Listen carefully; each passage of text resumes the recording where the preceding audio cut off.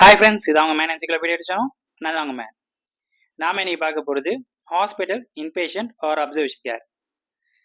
இப்படின்னா என்னன்னு பார்த்தீங்கன்னா, பேஷண்ட் வந்து சேம் டேட்டில் அட்மிட் ஆகி டிஸ்சார்ஜ் ஆனாங்கன்னா நம்ம கொடுக்குற கோடு தான் hospital inpatient or observation care. இதோட ஃபர்ஸ்ட் கோடு என்னன்னு பார்த்தீங்கன்னா 99234. Hospital inpatient or observation care, admission and discharge and same day. இதில் வந்து பார்த்தீங்கன்னா medically appropriate history and or examination and straightforward or low level MDM. இதோட MDM பார்த்தீங்கன்னா straightforward and low.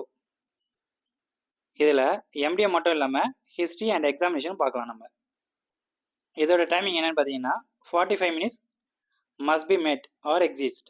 45 நிமிஷம் கண்டிப்பாக இருக்கணும் இந்த கோடு கொடுக்க. Second code 99235. Hospital inpatient or observation care. இதுவும் same day admit and same day discharge தான். இதுலேயும் பார்த்தீங்கன்னா medical appropriate history and or examination இருக்கும்.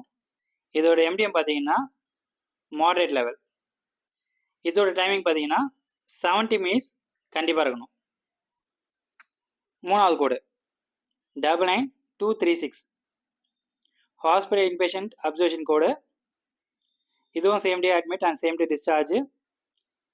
Medically appropriate history and or examination. இதோட எம்டிஎம் லெவலில் என்ன பார்த்தீங்கன்னா ஹை. இதோட டைமிங் வந்து பார்த்தீங்கன்னா 85 minutes வந்து கண்டிப்பாக இருக்கணும். இப்போ டைமிங் வந்து பார்த்தீங்கன்னா 100 minutesக்கு மேலே இருந்துச்சுன்னா நாம் வந்து இதுக்கு வந்து 99418 கொடுக்கணும். நன்றி.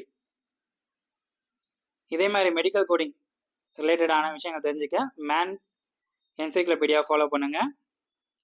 உங்களுக்கு ஏதாவது டவுட்ஸ் இருந்துச்சுன்னா கமெண்ட் பாக்ஸில் போடுங்க. நன்றி. லைக் பண்ணுங்கள், கமெண்ட் பண்ணுங்கள், ஷேர் பண்ணுங்கள்.